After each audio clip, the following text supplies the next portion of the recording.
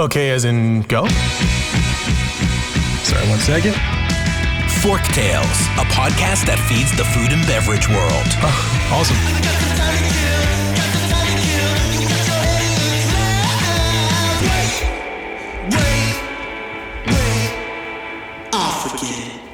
Forktales is brought to you by Vigor, a branding and marketing agency for passion-driven, innovative restaurant, beverage, and hospitality brands.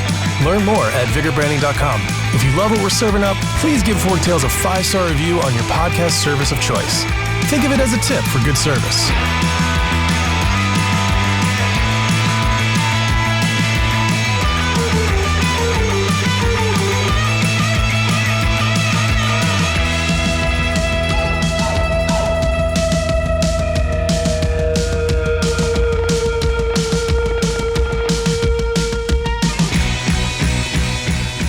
Hey everyone, today I'm joined by Betsy Hamm of Dunk Donuts. She is the Chief Operating Officer, which we'll dig into that in a minute. I met Betsy, I think a few years ago during a pitch scenario, and I just thought there was good chemistry, and she had a lot of awesome insights into her industry as well as the industry as a whole. So I wanted to have her on so she could share her story and we could have a good conversation. Betsy, say hello, tell us about Dunk Donuts and yourself. Hello. Thank you so much for having me. It's so nice to do this with you.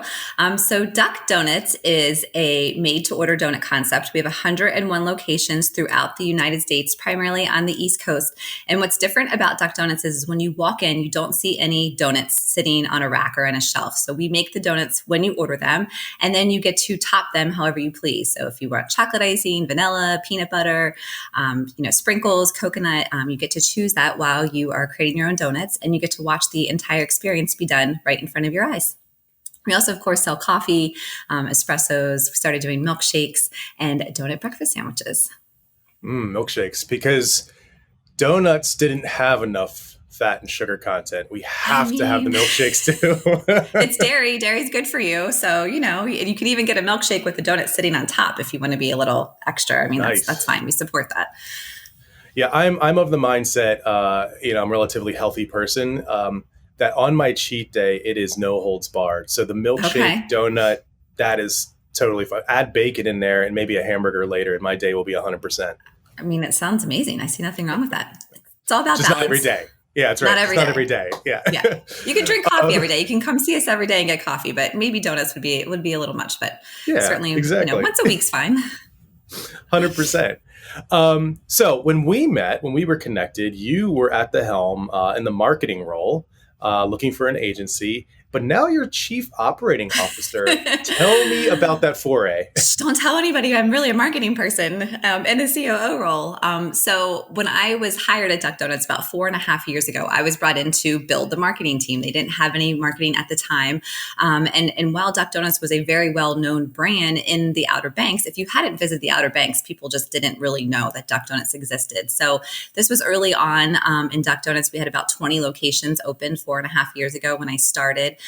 So had the opportunity I came from a brand that was very well established. I worked for Hershey Entertainment Resort. So obviously had, a lot of resources and structure and people and, all in-house teams.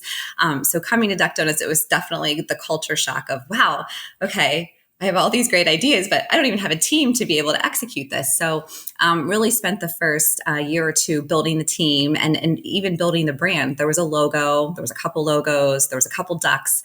There just really wasn't consistency within the Duck Donuts brand. So I thought it was every marketing person's dream to be able to come into a brand that was somewhat established, but really needed to grow up and sort of lose that mom and pop kind of feel that it had originally. So had the opportunity to start building out the team, building out the brand. And as I was doing that, I think our CEO realized, wow, a lot of what part of franchising is marketing. So, we as a franchisor are marketing to potential franchisees to come in to be part of our system to help us grow the brand. Obviously, the brand's super important from a customer perspective. And then a lot of what we were doing from a marketing perspective really tied in with the operations. So, what products were we offering? What packaging? Of course, just the whole customer experience using digital as well as in store. It all just sort of blends together, and there's really this gray line. So, it actually was more of a natural progression than I would have ever thought. If somebody would have told me, 8 to 10 years ago, hey, you're gonna be a COO of a an emerging now international donut franchise, I'd be like, that doesn't sound right. But it really does make a lot of sense having marketing, drive a lot of those initiatives and just having that thought process. And, as marketers, I think our tendency is always to think big, think ahead. How do we do things, bigger and better and different and to come from that strategic perspective? So it actually was more of a natural fit than I would have ever thought on paper for sure. But I know where my line is. I know what I can't do from an operations perspective. And I have a really great team, so they're able to support that. So, while I might not be able to go in and fix a fryer or, teach people how to top donuts beautifully, that's the great part of having a really strong team around me, that I can focus on what I do well from a marketing, but also just from a strategic and a business growth perspective. And everyone else around me can do what they do well too, which is great. Yeah, it's an interesting kind of flipping of the roles. And so what I love about that is when we're at the table, when Vigor is at the table with a client, especially a franchise system, some people may think this is weird. We demand that operations be at the table too, Yep. because inevitably they are the ones that have to activate this on premise and Absolutely. elsewhere. And so if you don't bring them along for a ride, if they don't feel like they had a stake in what's going on or a voice, then their desire to activate it drops significantly. Absolutely. Or activate it with any kind of care, right? I've Right. seen on-premise posters slapped, and it's so bad. So I think it's great that you switched over, because you have the respect for activating things effectively. You don't need to know how to fix a fryer, because there are people that do that. Right. Right. You need to be a leader for the team. And, I think every leader knows this. You hire people who are smarter than you. Absolutely. And you guide them ahead. Absolutely. Or at least smarter than you in some sense. Absolutely. Yeah. And being good at teamwork and collaboration, I think, is key. And even when I was at Hershey, that was certainly an evolution with the marketing team there, where, maybe 15 years ago, it was very siloed and everybody sort of did their thing. And just through the years, it evolved where there really is so much this is an operations and marketing initiative, and we have to work together. I think those silos, just even through the years at Hershey, you start to see really crumble, because you need to have everybody on board for it to actually be implemented and to be successful. Yeah, that makes sense. So donuts is an interesting segment of the industry. I think, obviously, I think we would put that underneath a bakery or specialty kind of shop. Sure. Adding in the coffee and everything like that obviously makes the daily visitor very real. That Right. can happen. But we saw donut kind of take the same trajectory as cupcakes and things before that. So it hit a very high point. And I feel like we're kind of over the crest where only the strong have survived. And it sounds like Duck Donuts is one of those strong players. But how has the brand preserved and continued to see success and growth when donuts, I would say, aren't on trend any longer? Sure. No, that's a great question. And what's crazy is, so donuts were actually been around since 1847. So they've certainly had some staying power, just as that sweet treat or the breakfast treat. And, of course, the biggest franchise of donuts started in 1950. So it's certainly been through a lot of years. And you're right, there was this peak where everybody was doing donuts, and there were mom and pop shops popping up left and right, literally, in markets that seemed very similar to our concept or other concepts that are out there. So it definitely became crowded. And I think, to your point, it really was sort of the strong started to survive. And part of that I attribute to, of course, the product. Number one, you have to have a superior product. But number two, it goes back to the brand and being able to establish that brand and be top of mind with customers. So I think that's where our timing worked out really, really well, that the brand was starting to be built out. We just had hired really a corporate team in 2016. So I think we were really able to stay ahead of that. So it wasn't just this trend that, hey, this is this amazing, great product, and now this brand's a little different. It sticks out of my head. It has this duck, and what does a duck have to do with donuts? We certainly get that a question a lot. So I just think we had that ability to be a little bit unique with the brand as well as the product just being great. Yeah, it's awesome. I mean, I think so many brands they rest their laurels on the product solely, and it really is. I always tell them like, look, you think your kids are cute too, but Right. listen, someone thinks they're ugly. I Right. promise. Right. You know, Yeah. what's great about Duck Donuts is I love the format. I love that it wasn't. It's not just donuts sitting on the shelf hoping that someone will love them. It's the ability to create your own. So it almost like you took what was a driver of the frozen yogurt industry Hmm. and applied donuts to that. Yeah, So that's a great is there example. is there like an idea? So do you, well, one, do you take the same approach with the milkshakes, or are the milkshakes predetermined? And two, are there explorations for donut derivatives or some other format where you can do the build your own structure? Yes, no, that's a great point. And I never compared it to the yogurt, but you're right, it is very similar. So between being able to create your own flavors essentially, and I think watching the experience is the other piece I should have mentioned that did make it different, that, nothing's behind in the kitchen, everything's out front. That makes it a little different. So I think that definitely helped as well. And we are trying to add different products to make it stand out. And it's hard to balance that sometimes with getting too complicated, because it is complicated ordering when you're new and you walk in there and you're like, oh my gosh, there's so many flavors and so many like combinations. We say there's a duxillion combinations. So it can be really overwhelming. So I think it's a balance of that and trying to keep it simple.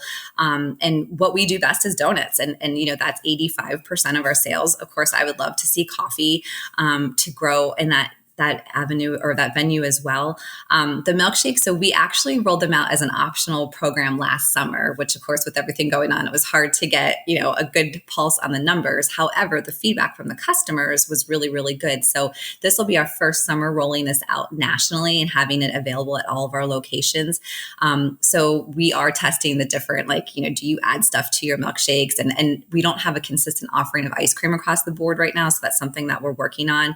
But having that ability to create your own is something that we can definitely own. You can do it with our donut sandwiches. So they take a donut, cut it in half, and you can get bacon, egg, cheese, sausage. They can put the maple icing on top, bacon on top. So I did see some pictures before of people getting like chocolate drizzled on top. So I mean, hey, if that's what you choose, like that's awesome. So good for you. Yeah, So it's your dream. it's your dream. Have at it with bacon too. So yeah, we'll go all in on that for sure. But I do think having that customization piece, and people love to have their own ability to influence what they're eating and how they design it essentially, or even what their assortment looks like. So you'll see a lot of pictures on Instagram of people posting their dozen donuts that they created, which is nice that they can take that ownership and does make it a little different than maybe some other donut shops. Yeah, it sounds like it's a great way for people to flex their unique style, which obviously I don't know how many people really identify this about Starbucks, when especially the folks who are, why would I ever pay $5 for a coffee? It's this whole, it's my coffee. It's not Starbucks. Right. Like when I order it, it then becomes mine, Yeah. and I like it my way, and Starbucks makes it my way. Right. And people So get it's complicated very, with their Starbucks order too. But behind those yeah, people, you're like, what did you just order? right. Side note, side anecdote, Starbucks just, they love to do this to me. So I prefer my coffee not extremely hot. Okay. So I ask for it at 130 degrees because I know that is the temperature that's hot enough for me, not going to burn my mouth. But every once in a while, you'll get a barista who wants to throw a little jab. And so they'll yell, as they're yelling out the order, they'll yell, kids temperature? And I'm like, I mean, you didn't have to say it like that. Like, why couldn't you just say 130 degrees? Wait, I want to know how you figured out 130 degrees was your temperature. That's impressive.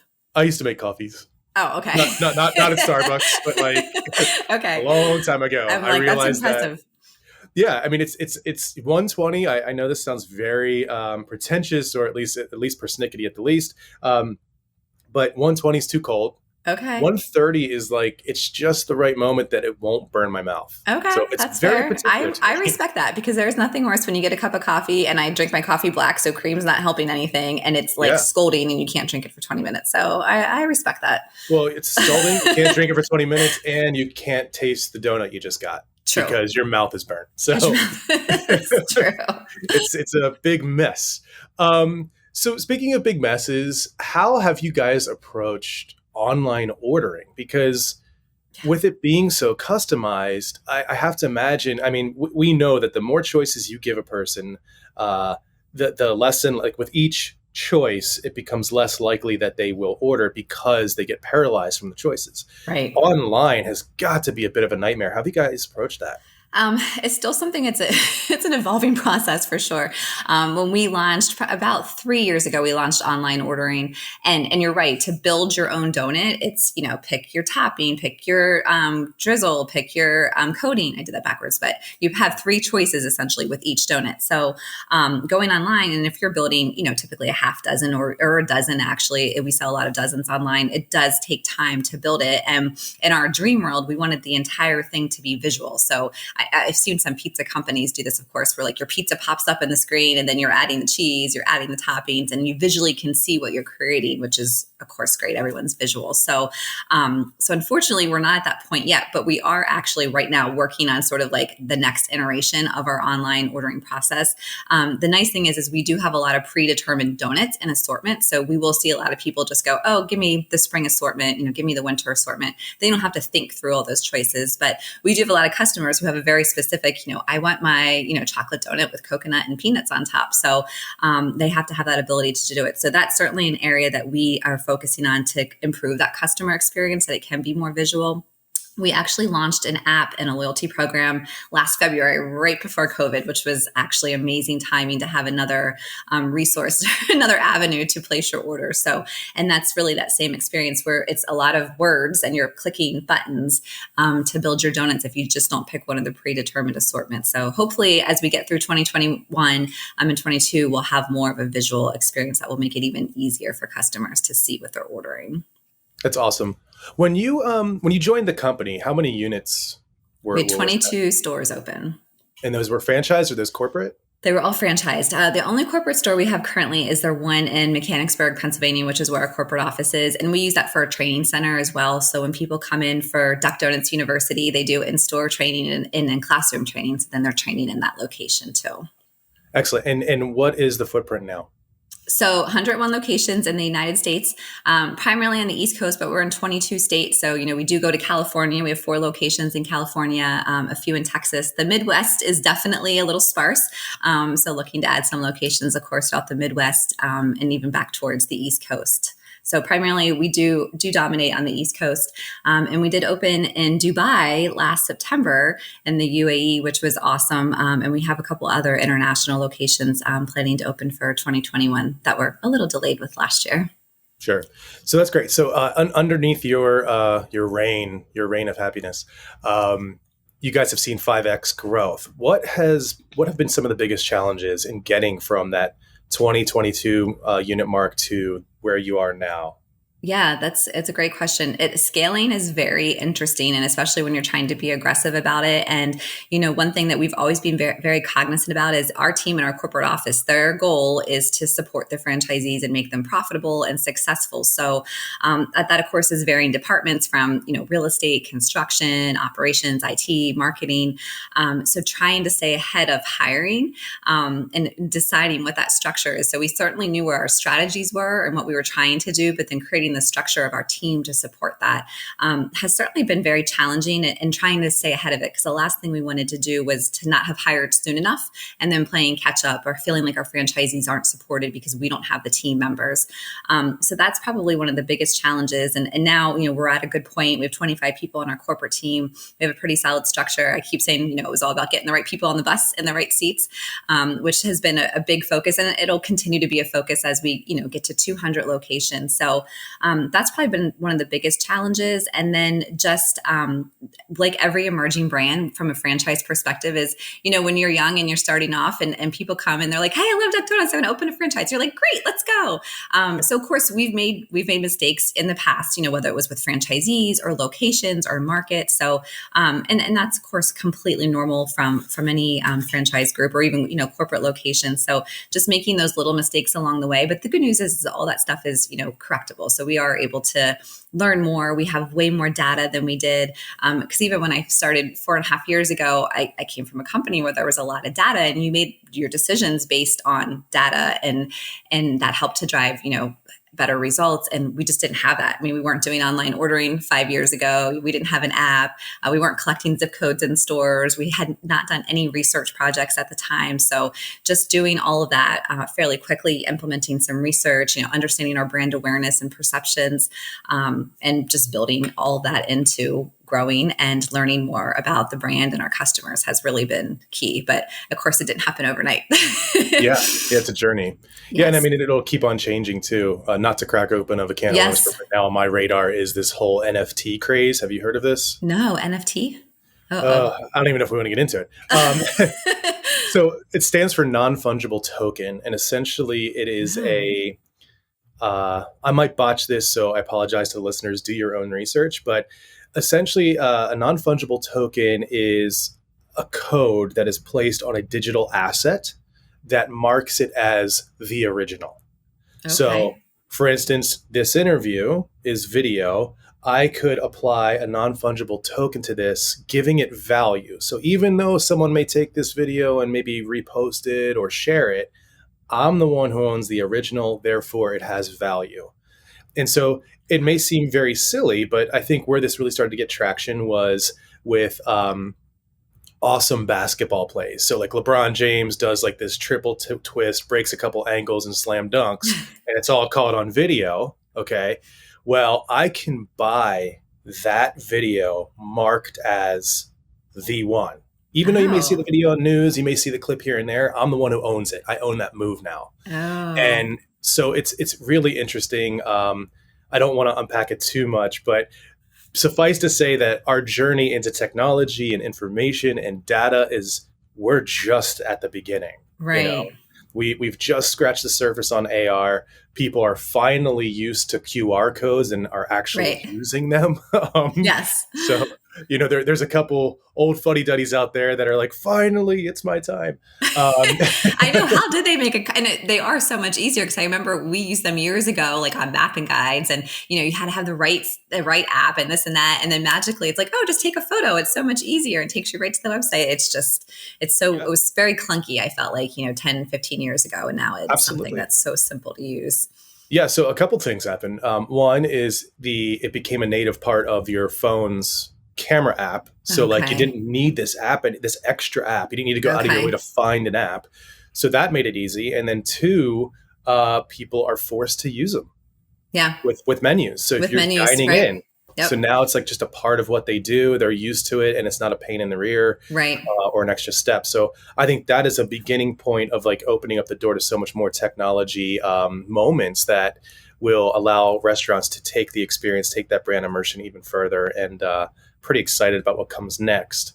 So Duck Donuts, led by you, started a rebrand right before the pandemic. How has that gone? What were the challenges? What are you excited about? Because I don't think it's been fully rolled out, correct? Right. Yeah. So our timing on that was, of course, as everything last year, was not great. So it was funny because in 2019 in October, we do a biannual franchise owner meeting. So everybody gets together and we roll out, what's coming up and what's new. So that was in October, and we actually did it in the Outer Banks, which was pretty cool. So we roll out this new branding, and, we shared brand research first, which we had come back with. And then we roll out, this new branding and the loyalty app. We had new team members, like all the stuff that we're like, yes, 2020 is going to be the year that is just going to be amazing. And so we had planned to roll out the new branding, like really end of first quarter 2020. And the new branding is really around, like, our internal word is ducklish for it. So if you think about the one thing that makes us different, because there are a lot of similar brands out there, is nobody can duplicate the duck. So we took that and really capitalized on using the duck more visually as our mascot, but then also the language. So we started using duck in words like stupenduck, or I'm going to forget some of them on the spot, but trying to use the word duck in some of our marketing material. So, and I always go back to Seth Godin and the purple cow, like, what's the one thing that nobody else can copy off of you? So that's sort of how we ended up there. So anyway, so the plan was to roll that out, like, really end of first quarter. Of course, we all know what happened this time last year. And so we obviously had to change our messaging anyway. And Ducklish is fun, and it's bright colors, and it's beautiful photography, and just trying to be very sensitive, of course, to everything that was going on. So we did not roll it out as it was in first quarter. Started using some of the photography because because there's just beautiful pictures of donuts, but didn't want to go out there being too like fun or quirky. So our messaging really took a pause. And what was interesting was because it's like, oh my gosh, what do we do now? Like we want to be out there, but we don't want to be obnoxious and we don't want to be like not being sensitive to customers. And we started seeing our franchisees go out and drop donuts off at, frontline workers, hospitals, police stations, just for anybody where essential workers were. And it started a Sprinkle Happiness campaign. So we really focused on a Sprinkle Happiness umbrella hashtag through the first half of COVID, especially because even though everything that was going on was a little crazy, giving donuts to even to some point your neighbors was really just a different way to sprinkle happiness of a time where everybody was really struggling and looking for something to get excited about. So that messaging really took the primary focus for us most of last year. So as we got through like the second half of last year, we did start introducing that more. And then of course, as you introduce a new campaign, you start to get feedback, especially in store about your point of sale. So made some changes that there wasn't confusion that was product names, that it was more of like just a language that we were utilizing. So we have picked up steam with that the last probably 4 months, I would say. But yeah, it's about a year delayed from where we were trying to go. But in the interim, we did come up with a nice, cute hashtag that maybe we wouldn't have done before, but it's something that we can still use and goes along with that bigger umbrella of our new campaign. Yeah, I feel like there's an entire book to be written called "And Then the Pandemic Happened."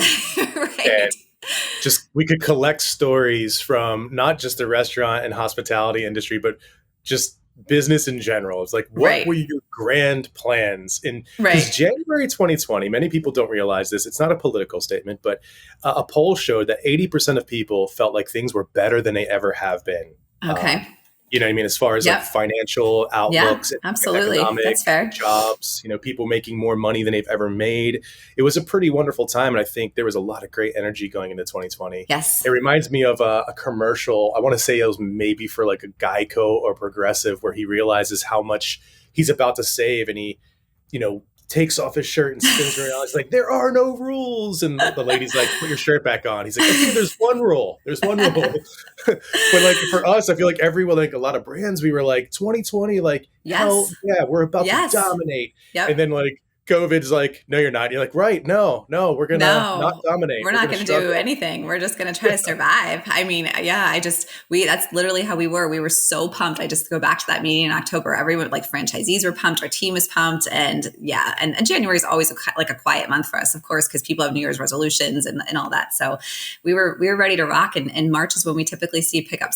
We do really well for holidays. So Valentine's Day kind of kicks off our big bump in sales. And then St. Patrick's Day, which we were going to be excited for, which obviously then it was COVID. But I can't wait till the day when we have conversations and we're not like, well, then COVID happened. Like, because it's even a year later. And of course it's still happening, but just the whole like, oh yeah, and then that happened. Yeah, that's right. So it'll be nice when we can have that farther in the rearview mirror for sure.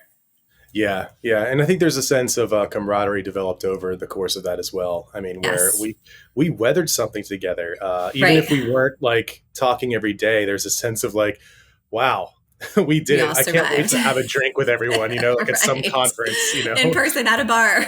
Exactly.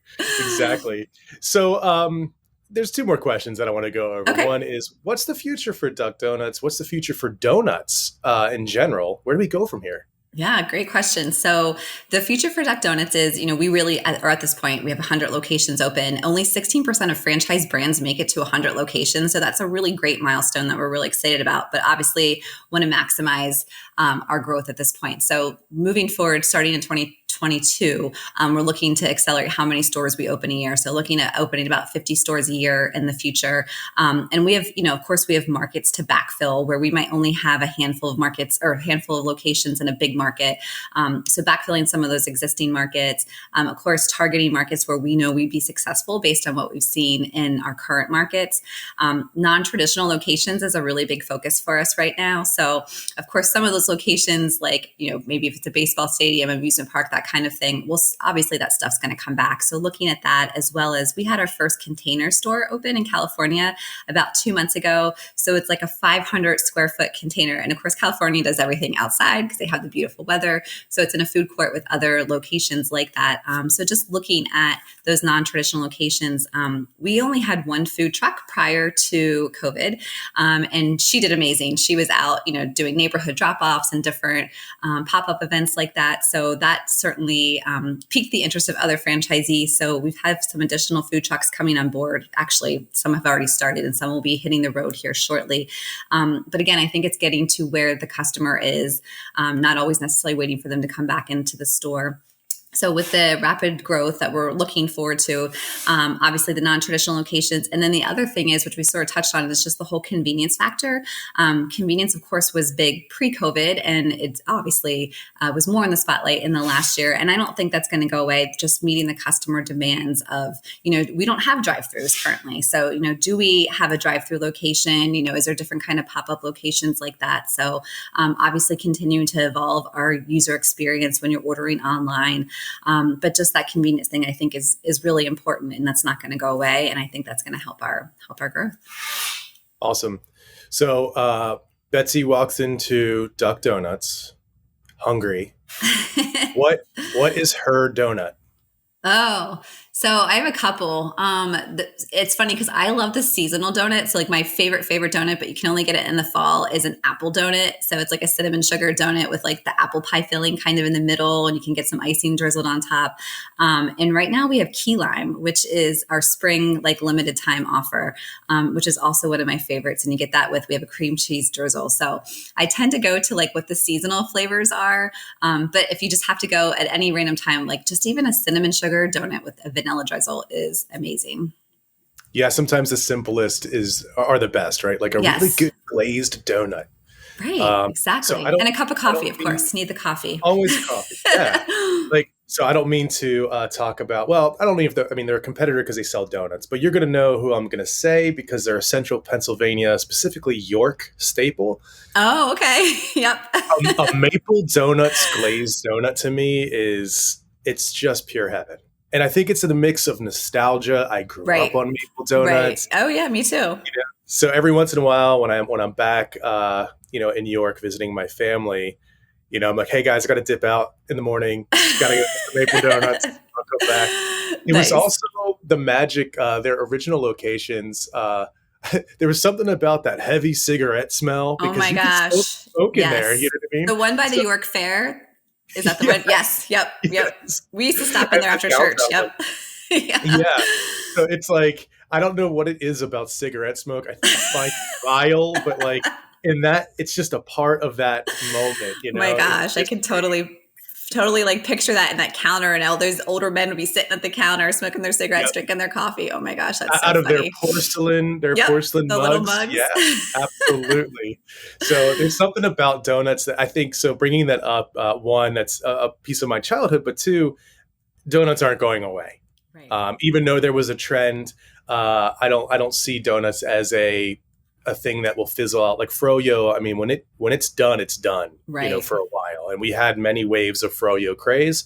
I think donuts have a lot of legs to quack on, as it were. So. Nice, well done.